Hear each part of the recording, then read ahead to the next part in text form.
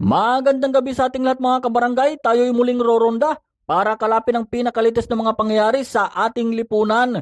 Kanina nga mga kabarangay ay nangyari muli ang hearing sa Senado tungkol sa pang-aabuso ng isang kasambahay na kinilala na si Aling LV Vergara. Sa pagdinig na ito ay mistulang uminit ang ulo ng ating mga senador, partikular na itong si Senador Bato de la Rosa at Senador Jinggoy Estrada. So mga kabarangay, panoorin po natin ang highlights ng pagdinig kung bakit uminit ang ulo nitong mga kagalang-galang na senador at tumantong pa ito sa nakakagulat na desisyon ng mga senador na hindi pabor para sa suspek sa pang-aabuso na si Mrs. Frans Ruiz. Panoorin po natin mga kabarangay ang highlights ng pagdinig.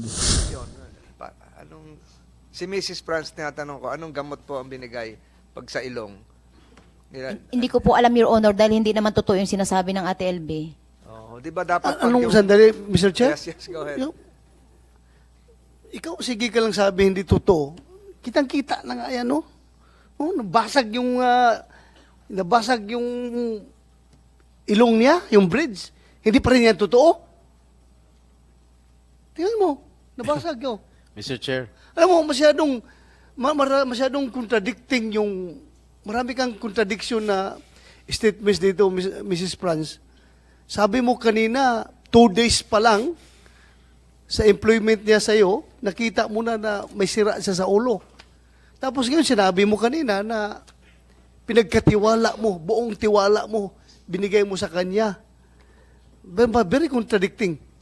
Alam mo, nasira ulo, buang yung katulong mo, tapos binigyan mo ng buong pagtitiwala. 4 na taon pa nagsilbi. 4 Binigyan na pa siya taon. ng 4 years. 4 years. So, masyadong halata nagsisinungaling ka.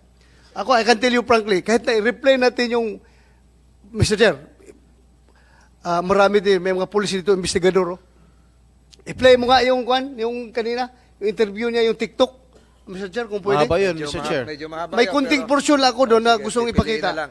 Isang Yung- tanong lang siguro, Mrs. Frans, yung sabi nyo, yung panununtok, pananakit ay gawa ng mga empleyado nyo. Nireport nyo sa barangay na imbestigahan o sa pulis kung sinong kasamahan sa bahay ang gumawa kay Aling LB? Wala po, Your Honor. Hindi Tong na late ko na lang na-report. po nalaman, Your Honor, na ganun nga po ang nangyari nung nagsumbong na yung mga kasamaan po rin nila.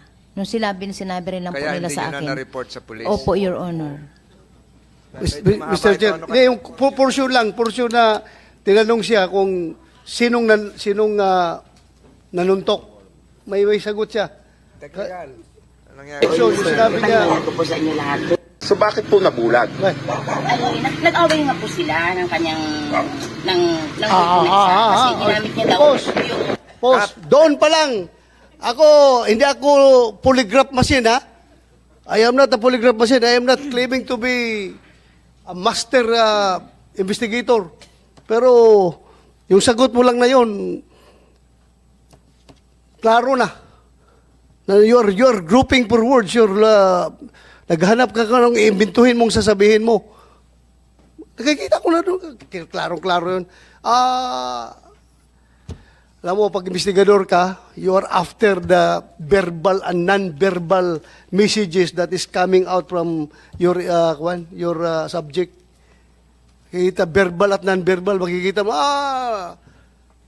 yun lang, Mr. Chair, gusto ko lang ipakita, emphasize na talagang may pinsan to lie itong ating resource person nandito ngayon.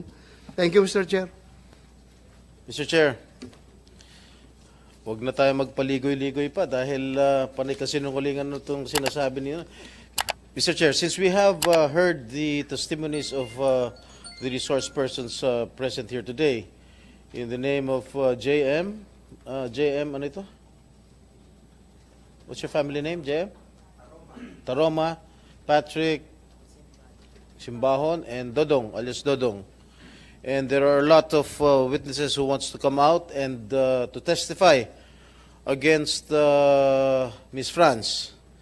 And those who are willing to testify wants to come out, like for example, itong si Pau Pau and the garbage collector. Maybe we can summon them in the next hearing, maybe by next week, because we are going to have our recess the the week after next. So, and this woman, this our resource person, Mrs. Frans, have been giving a lot of inconsistent answers coming from me. And I believe that this woman, Miss Frans Ruiz, is the mastermind of everything, of maltreating, of inflicting severe injuries, leading to the total blindness of Aling LV. Therefore, Mr. Chair, I move that we cite this woman, Mrs. Frans Garcia Ruiz, in contempt. I second the motion, Mr. Chair. There is a motion here coming from Senator Estrada to cite in contempt Mrs. Frans Garcia Ruiz, duly seconded by Senator De La Rosa, and under the rules of the Senate, as affirmed. Maybe, Mr. Chair, we better confine her at the Pasay City Jail, not here in the Senate. And under the, if I may continue, Senator Estrada, under the rules of the Senate, as confirmed by the Supreme Court in Balag versus Senate GR 234608, July 3, 2018, and other relevant Supreme Court decisions, the committee may, as affirming likewise the case of Arnold, cite a resource person in contempt. And the Sergeant at Arms may be directed by this committee to detain the said person cited for contempt. There is a subsequent motion, unless the first motion is amended by Senator Estrada, to detain Mrs. Frans Garcia to commit Mrs. Frans Garcia to the Pasay City Jail. The chair would perhaps ask the movant to reconsider the Pasay City detention and instead commit said Mrs. Garcia to the Senate premises for the reason that we will also be needing her immediate presence during next week's hearing, unless Senator Estrada would want to retract his modification, or if Senator De La Rosa would support the subsequent Chair, motion, amended motion, if I may. the committee would decide accordingly. Senator, Yep. Mr. Chair, Yep. Senator if I may. Estrada first. I will not withdraw my motion.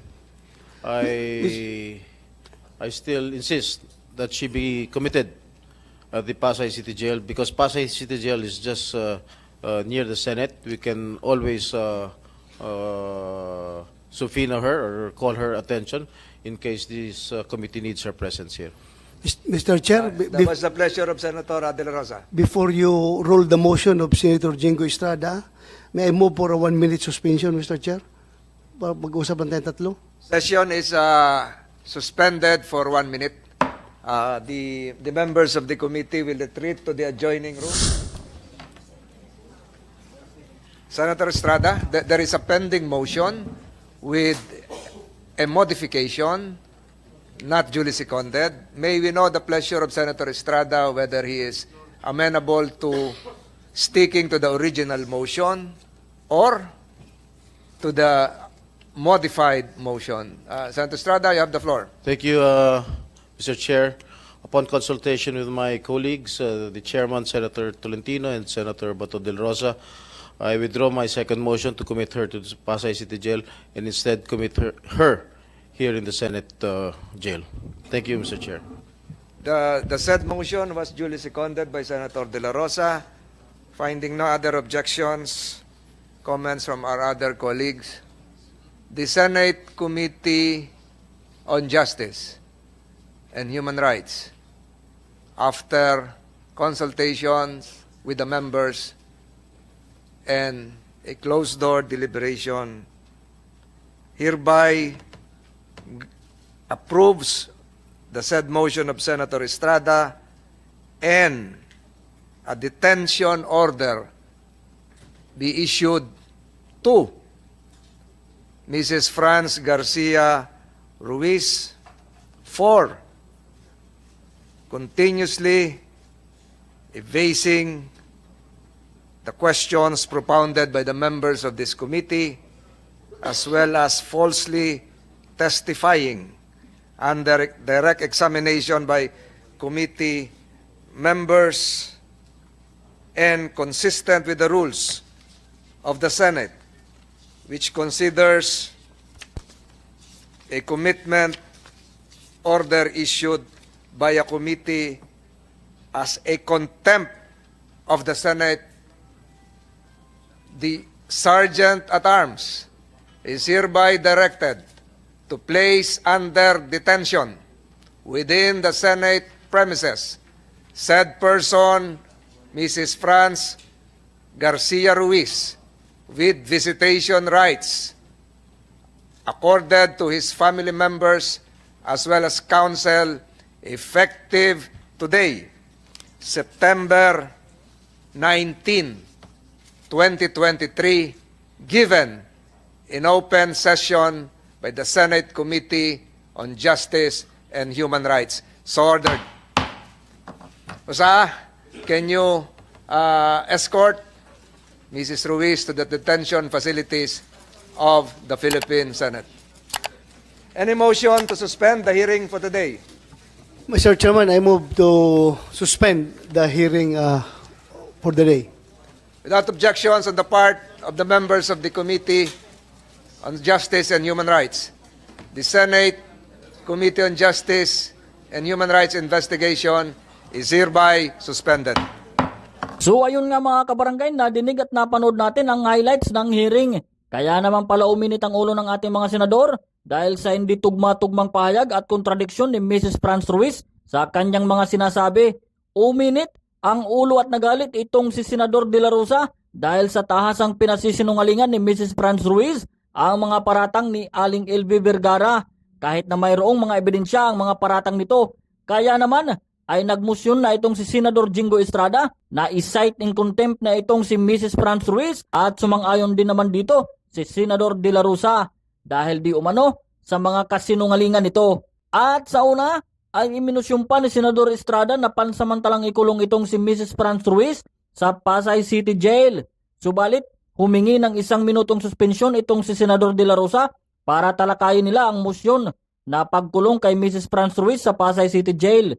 At matapos ang pag-uusap ng 3 senador ay binawi naman ni Senador Jingo Estrada na pansamantalang ikulong itong si Mrs. Frans Ruiz sa Pasay City Jail. At bagkus ay pansamantalang ikinulong itong si Mrs. Frans Ruiz sa vicinity at sa silda sa loob ng Senado. At ayan mga kabarangay ang ating nakalap sa ating pagronda. Ito ang inyong Chief Tanod, roronda at magbabantay sa mga latest na kaganapan sa ating lipunan. Maraming salamat po sa inyong panunood.